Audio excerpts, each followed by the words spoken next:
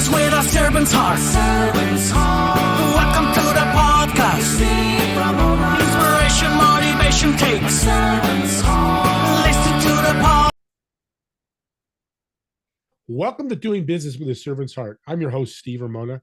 Every episode is an invitation, a reminder that business and life isn't just about profit, it's about purpose. It's about showing up with a servant's heart in every deal, every decision, every day to make a powerful impact on others. My guest today, he's going to light you up, and it's going to be an angel that's lighting us up too. I'm going to throw that out there because he's doing some yeoman's work, really making a huge difference in an area we'll talk about, addiction that is rampant right now. We need to fix it. And he's really a rock star with that. But, you know, he's going to motivate you. He's motivated me. I usually know that. He's challenged me. He's going to challenge you. And more importantly, you're going to walk away with tools that inspire action, both in your life and in the lives of others. Now, audience, here's your homework today. How are you going to serve yourself and others today? Today. It doesn't have to be a big impact. Even a small act of kindness or courage can really change the game. So let's lean in. Take notes. I got my Apple Pencil here. Shout out to Apple if you want to sponsor. Just kidding. Halfway. And speaking of sponsors, a mind for all seasons. Your brain is your greatest competitive edge and deserves to perform like one. Want to think faster, remember more, and stay focused longer? Just text the word optimize to 72,000 and get instant access to 6 short, powerful videos, each just 3 to 5 minutes that reveal simple strategies to unlock peak mental performance. Because when your brain is clear, your business grows. And my other sponsor, Epic Impact, the storytelling system that helps your message connect, convert. It's just 4 steps: engage, persuade, inspire, and close with clarity. I use it every day for all my messages. My gosh, it works fantastic. So I'm going to give it to you free at epicimpact.ai with the code Steve, and just change your message, change your results. And again, real quick, thank you. We hit top 6 in small business marketing podcast. It's because of my great guests today and all you incredible guests and audience. We're making that impact that I planned when I first started this podcast. So from the bottom of my heart, thank you so much. Let's dive right in because this is going to be epic podcast. Rob, welcome to Doing Business with a Servant's Heart. Steve, I'm excited to be here. Thanks for having me on. Addiction, I mentioned earlier in my monologue, it's pretty rampant, especially mental health, and which leads to drug and alcohol and all that. Why do you jump into something that's so crazy like this? Well, it definitely wasn't on my radar as a child. This is the profession I want to be in as a kid, but that's the way my life went. Addiction, chaos, trouble, jail, prison, divorce, like just bankruptcy, all those things. So that's why I do what I do. And God just kind of led me in this direction to end up here. And like I said, it wasn't the top 10 professions I want to end up in, but hey, I do addiction interventions around the country and coaching, and just love watching that change happen in people. And it's something that's never going to go away. Well, I got to tell you, the impact is massive because I'm a plumber. I come over to your house and fix your sink. Yeah, I made an impact, but helping people with addiction and recovering from it, it's one of the top godlike things that we can do. And it's powerful. So I want to talk about, because I bought a brick. I want to dive right into this. I'm excited to help you out and support you. And audience, I'll get you information how to do that. But it's called, it's recoverbrick.com. Talk about the message and mission with that. Yeah, well, it was really interesting. I was leading a life recovery group at our church, and one of the said, "Hey, we're launching this brand new Christ-centered intensive outpatient program in Littleton. It's the only one in Colorado like this," and just getting people excited about it, right? And I knew she was broke. I knew she didn't have any money. She was going through a hard time, and she just said, "Hey, how can I be a part of this?" And I'm thinking, I don't know. And I drove home that night, and like God does, He just downloads stuff to my brain. And by the time I got home, and by the time I woke up the next day, I had already built this website. It's recoverybrick.com. And it's a way that people can just kind of put their mark in our space, no matter where you live. Like I said, you don't live in Colorado. and you saw it. It's like, hey, I'll sponsor a brick. And it's a way for people around the country and locally to just say, I want to paint a brick, or we paint it for you here locally. And when new clients walk into our space, they look at this wall of hope. And it's like, what are all these bricks? And you'll see things like God First. You'll see things like Jesus Saves, or, Parker Valley Hope, or just treatment centers. But just, it's been so much fun to see how this has really kind of come together, and people getting excited about it, because there's recovery, right? And then there's being transformed.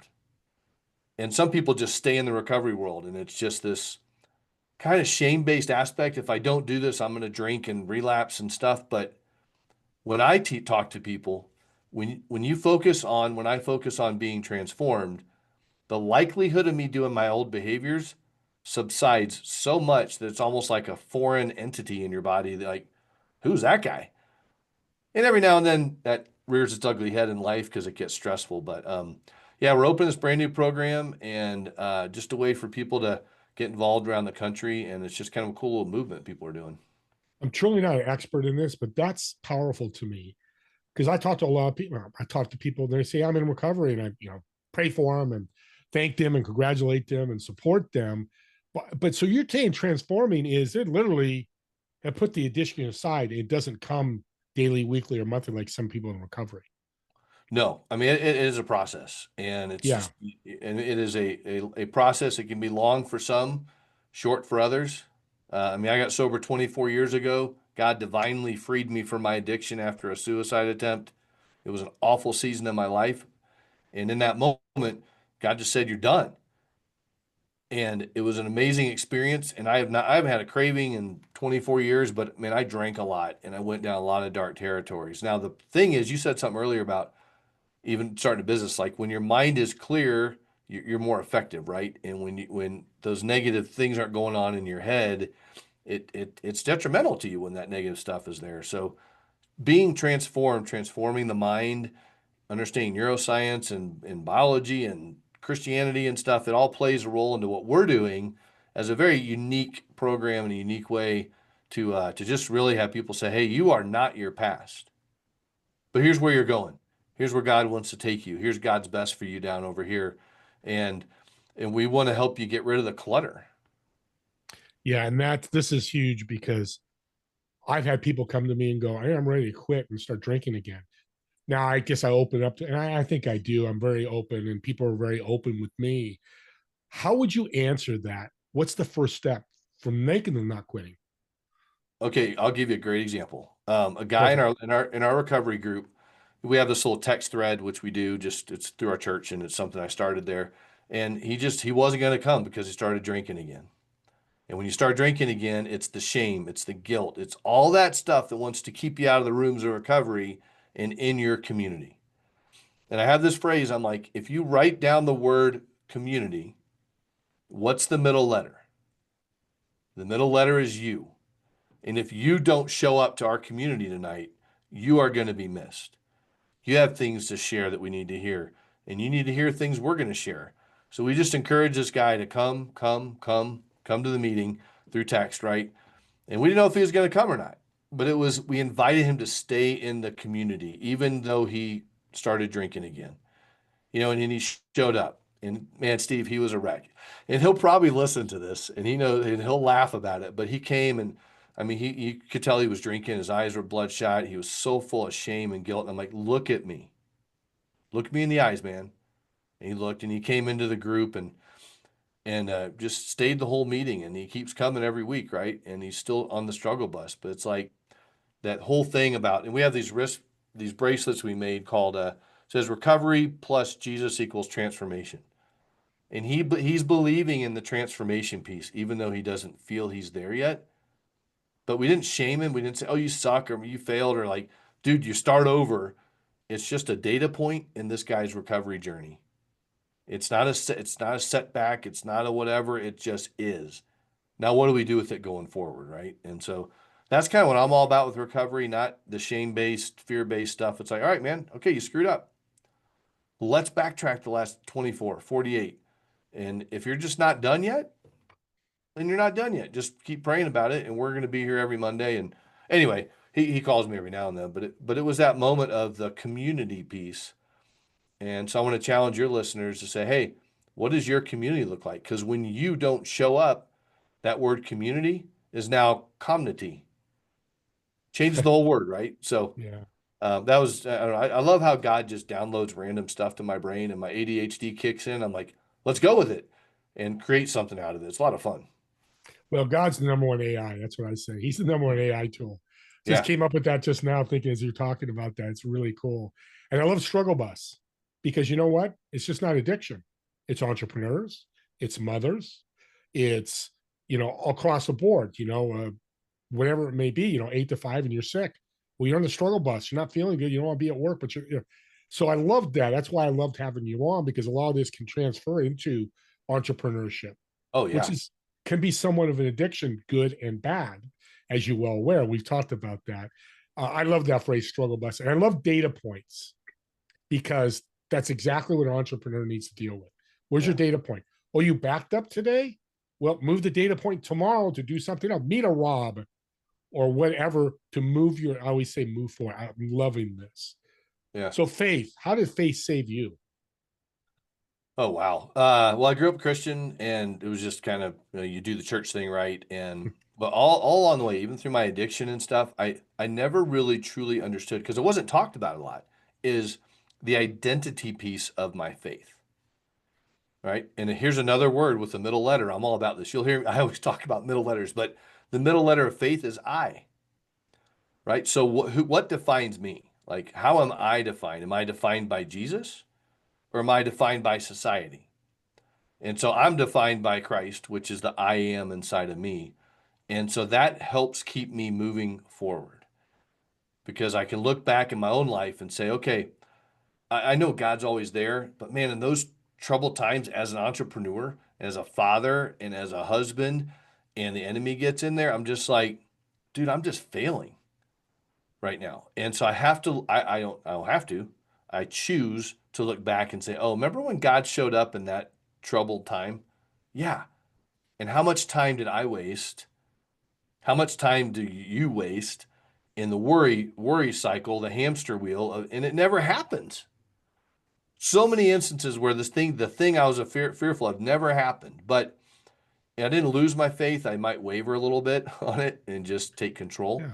which is normal because I'm a human being. And even right now in my own season, Steve, as we were talking about, I just had a total hip replacement 2.5 weeks ago. I'm launching a new business. And as an entrepreneur, I look at that, I'm like, dude, I just want to get opened. Like, come on, this is a setback. But is it really? It only is if I let it be, right? So I'm trusting the process. I'm sitting in my faith and be like, okay, so we're gonna push this out a couple weeks. That's fine. I can't drive. I'm stuck at home. Plenty of time. But even when you mentioned thinking clearly, for your listeners that have been through surgeries and stuff, I mean, that medication messes with your head. And I couldn't think clearly. Like, and so now that I'm beyond that point, I choose to trust God in the hard times, and I don't know what the outcome looks like. So many times, though, that outcome is a lot better than what I thought it would be. And it's so cool to see those little people God inserts, like you. God inserted you into my life months ago, probably longer months ago. But you were inserted in my life because a friend of mine and I connected, and we've been inserted in each other's life, and we have God stories. And so, yeah, it's just faith is a huge deal. That's one of those other middle letter words. So start looking at the middle letter of words.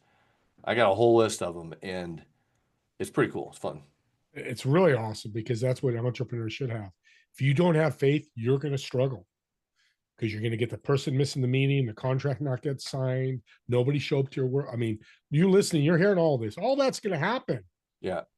That's how you And handle it it. has, Like you and it said. has several times already launching the Yeah. new business. It's been like, okay, whatever. It's all cool. It wasn't supposed to happen. That person backed out.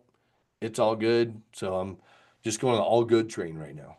Let's go back to the quit. Never quit. Yeah. You might Never. pivot, but never quit. Yeah. Because if you're passionate about our work. Tommy Richardson, the Navy SEAL who was on my podcast, said it's okay to fail. It's not okay to be failure. Hmm. And that's exactly what it came to my head. I just read it this morning, and like, Rob, that's what you're saying. We're all going to fail, but just don't be a failure. Yeah. Whatever that looks like. Yeah. What would you tell somebody that's listening to this? And addiction is very private, and for obvious reasons. And listening to you and going, liking this. What's my first steps to get better? If that's the right word, I don't know what the right word is to use. Yeah. Well, I challenge people to just ask yourself, like, what's the deep fear? Some people, it's the fear of if I confront my loved one, because I do addiction interventions, wrote the addiction intervention book, and worked with families all over the country, they'll call and say, well, but if I talk to Johnny, and I'm really sorry, Johnny, you're just always the example I use, whoever you are. It's just a great name. But It it's is. like, yeah, it's like, but if I say something to Johnny, he may never talk to me again. Like, yeah. But if you put your best foot forward and put a plan together and get a game plan to show him how much you love him because you're afraid he's going to die, then you've done everything you can and put your best foot forward to help Johnny. And then Johnny can say yes, no, or not now. But if you don't have that conversation, and I always say working with a professional just puts the elephant in the room. And it's like, okay, whatever, mom, whatever, dad, whatever, brother Brian, and whatever, you can diss all them. But it's like, who's this mystery guy in the room for a quote unquote intervention, which I call a family discussion? And we can say, hey, man, we got a plan. You got to be sick and tired of this. I mean, at some point, you got to just want to like quit this journey that you're on. And we have a plan to help you out. And if he says no, that mother, that father, that husband, that brother or sister who put this whole thing together, they know they did everything they could to help their loved one. And their loved one said no because of the addiction and the shame and the guilt and the remorse and the trauma. But if you don't do anything and Johnny dies tomorrow, man, imagine carrying that burden, which I have watched families do that have called that wanted help. And I am not the golden answer whatsoever. I just have a lot of experience helping people. But those regrets, man, it's like, I mean, I even get choked up just thinking about it because it's like, here we had this moment, right? And for whatever reason, they decided not to take action. And I called to follow up with them a month, 2 months later, whatever was going on. And they're like, Johnny died. And it breaks my heart, man. It's just tragic. Um, so I think the first step for people is just calling to reach out for help and know who you're talking to, man. Don't call those 1-800 numbers and we'll get you into treatment, and talk to a professional that does not work for a treatment center and just have the conversation, because everyone out there will take your money, right? Because you're in a Yeah. vulnerable state. And I've seen that time and time again also. And the results aren't great either. There's a lot of programs. It's hard to navigate them. But if you start calling around, if you're not even the right fit, they'll be like, oh yeah, well, let's buy you a plane ticket and we'll fly them out here and we're good to go. If someone buys you a plane ticket, turn away. They're not supposed to do that. To buy you a plane ticket to get anyway. There's so many nuances there, Steve, Yeah. but it breaks my heart when there's an opportunity to help someone and they're just not ready and something happens, or just them making that phone call gives them peace that they made a phone call, or just giving them some general instruction where they don't have to hire me. But it's like, hey, let me just give you some quick tips. If you can't afford an intervention or whatever, I'm gonna give you some quick tips. Blah blah blah blah blah blah blah. Great. And sometimes that works for people too. They don't have to go spend a ton of money on intervention, but I can tell you this, they're very effective. Yeah. And that's the servant's heart in you to be able to do that without, charging somebody for every call and everything. It's crazy because all you could do is help them. Because I get asked that. I said, meet somebody like you, Rob, and just follow their direction. And they go, whenever the addicted person doesn't take the steps, you can't do much more than, put them in jail, and you don't want to do that. You got to just keep following up, right? And just keep working with them as the family member or friend. Yeah, and sometimes jail might be the best thing for somebody. Okay. It's like, man, whatever. I mean, you're going, because I have these conversations too, and it's like, okay, if something happens, please do not bail your loved one out. But I don't want him to stay in jail. And I'm like, hey, that might be the best thing that saves their life along the way, because now you're not bailing them out like you used to. Um, and part of it too is a mindset. You just said something. I want to spit it out there and then move on. But I hear people in recovery say, man, I've got such an addictive personality. Like everything I do, it's just addictively. They've owned the fact they have an addictive personality. I'm like, stop. At least in the faith, right? I'm like, stop. You actually have the mind of Christ. that might do things addictively. So if you tell yourself you got the mind of Christ, that's what you have. That's what you are. Now have that mindset for yourself, and you will incredibly notice that you don't actually do things as addictively as you thought you did. You just convinced yourself, like, well, I opened the bag of Oreos, I got to eat the whole thing. So it's part of this is a mindset shift that people need to go through in recovery so they can be transformed. And that might take place in jail and a good jail program, you know, might take place waking up to the cops because you overdosed. And it's like, I don't know what just happened, but I don't want to do that again. And it might just take someone's son saying, Daddy, where'd you go? You used to play with me all the time, Daddy. And you're just too busy now. Daddy, you're always sleeping. Mommy, why do you smell like wine? Like all those little things. Maybe that's the thing it's going to take for somebody. Or let's go to entrepreneurship. Daddy, you're never home. You missed my soccer game again. Or, honey, you missed the dinner party with our friends again because you had another deal you had to work on. I don't care if we got $2 million. I'd rather have $100,000 and have you home. So, man, we can get lost in all sorts of things, can't we? You transitions very well, and that's a good business tip for people. And I I forget the guest's name. I could picture him, but he used to call them seasons. There may be a season where you've got to travel all month and take care of that deal, but you be upfront with family, Yeah, yeah. friends. But then you have a season where you tell your company, hey, you know what? This weekend I can't do the convention because my kid's in all-star soccer and I want to watch them play. And I love that because it's exactly what you're saying. Yeah. So we're getting that you're helping people in such powerful ways. Can you tell us a story of somebody you work with and the massive change they've made? Oh, yeah. I love this guy, Robert. It was such a cool deal because typically when people call me, I need some time to plan, right? Like a week to 7 to 10 days, right, to really put a good plan together. But this one woman called me up, this mother. So I'm really concerned about my son. He lives in Denver. He goes to DU. He's all over the place. And I'm coming in. I think it was a while ago. Let's just say I'm coming in 48 hours, and I need an interventionist to help me.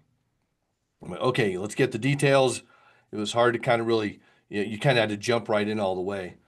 And so she knew she knew where he lived. We roll up that day, go knock on the door, and he's not there. Right? Didn't know she was coming in at all. Just he wasn't there at the house. And when we start talking to the roommate, he's like, "Yeah, he's at so and so's house, getting high." Like, but whatever. So we just get this different plan in place right away, and we meet with him the next day for breakfast. She convinces her son, "Let's go have breakfast." So she's eating breakfast with him, and then I stroll in this restaurant, hoping it would not escalate, right? And we just sit there and do the intervention at the table.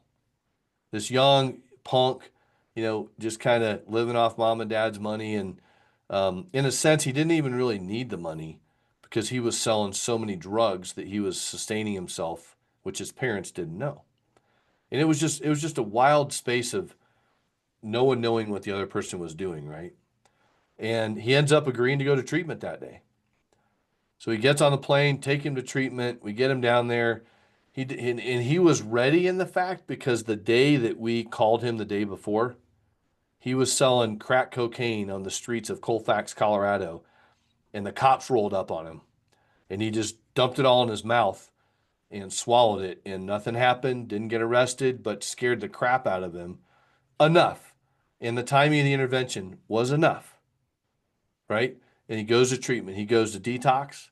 He goes to residential treatment. There's a progression to PHP, IOP, OP, sober living. He does the whole gamut. Then he ends up starting his own sober living house. Then he has another sober living house. Then he does business development for this mental health program in Colorado. Now he's part ownership of this program. He's married, he has a child right now. I think he has another kid on the way. A completely different guy, right? To the point where I'm like, I don't know if this guy's going to go to treatment at all. But now he's a professional in the field of mental health. He's saving lives himself. He tells his story all the time. And it's just a beautiful journey that he's on, and it radically transformed his life. Would his mom have had that much success if she just would have shown up and done that herself? No. Amen. you know. But That's a that's a mother. transformation. Yeah, that's a mother that loved her son enough to step up and say, I'm coming to Colorado. I don't know this guy, Rob, but someone said to hire him. She hired me. We did the job. He went. And it's just one of those things you look back on. And I mean, he tells people all the time to feel, oh, yeah, Rob's the guy that, did the intervention on me. But what a cool thing to just see this young guy blossom into this badass in the recovery world. And he's just changing lives. It's so cool. I love Robert. He's an amazing guy, and I'm glad I got to be a part. Sorry about that. I'm glad I got to be a part of his journey, and they're not all like that. Lot out of that story. One, mom had the faith with the eye. Yeah, She didn't have faith, she never would have hired you. And two, you're paying it forward. Now you've got another angel out there doing the same things you are, which I know you've talked about is you can't do it alone. You need a community. Let's use your word. I call it tribe to be able to get out. That's why I bought a brick. I want to be part of that tribe.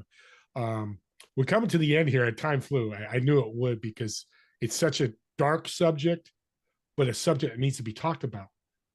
It needs to be a light subject. It needs to be out in the light because I've had friends I've seen die by suicide, and they could have been saved.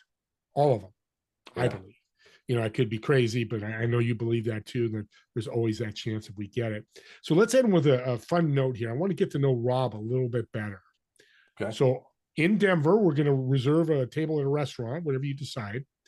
Who would you invite in 4 chairs? You'll sit in 1 chair, but you got 3 empty chairs. Who would you invite, whether dead or alive, that you've always wanted to talk to, get mentorship from, grow from, just some of those people that you always wanted to meet? But more importantly, what food would you order for the table? Wow, man. Just based on life today, I would invite Jesus to sit at the table. I'd invite Charlie Kirk to sit at the table. In recent light of events and things like that too. Yeah. And it sounds funny, but I would invite, you remember the old show Flipper Yeah. about the dolphin? I would invite a dolphin trainer to come and hang out with us because I love dolphins and aquatics and the deep sea and learn all about kind of from Jesus who created it all, right? And this dolphin trainer, I have an affinity for that. I just love dolphins. So we would sit there and hang out. We would not get any seafood, just respect the dolphin trainer. Um, but we would definitely get a loaf of bread so we could break it together.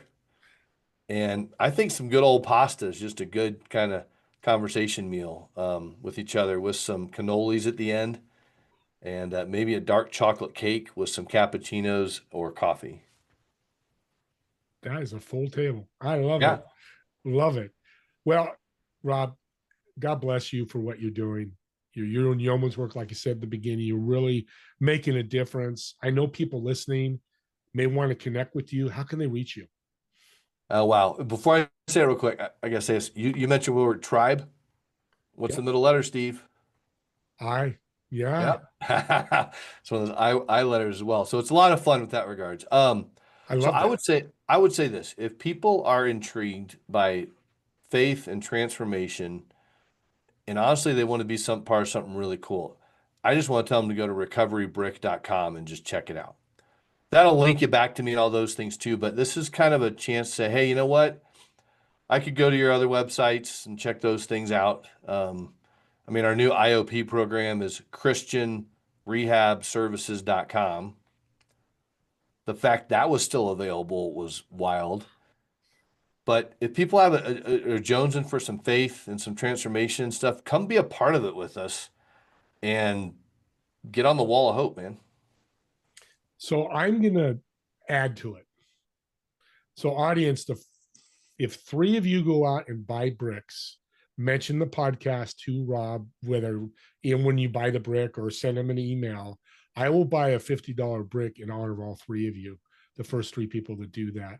And you can work with Rob and figure out what the saying will be. I'll put all 3 of your names on there as well, if you so desire. But you first 3 to do that, I'm going to add a $50 brick. I don't care if it's 50, 100, I don't care the value of the brick, just that you took action, because I want people to take action like I did and go, should I not? Just take action. Let's do that. And thanks again, Rob, for a great show. blessing me and blessing the audience. Audience, here's the homework at the end. Subscribe to the YouTube channel. Here's why. Rob's got a podcast too. What's your podcast, by the way, Rob? Addiction, Freedom, and Faith. There you go. Subscribe to our podcast. His, mine, doesn't matter. Because here's the gift. You subscribe to his podcast or this podcast that Rob just did. You know somebody addicted and they listen to Rob and they make that decision and reach him. Go out to him, or a family member does that. Maybe suicide's avoided. Maybe further addiction, maybe jail time, all those things that could be a result of that. You just made an impact and changed somebody's life. I share podcasts all the time. It's a game changer, and this is bigger than most. So with that being said, me and Rob want to thank all of you for watching or listening to this podcast, and we'll see you all in the next episode of Doing Business with a Servant's Heart. Have a great day, everyone.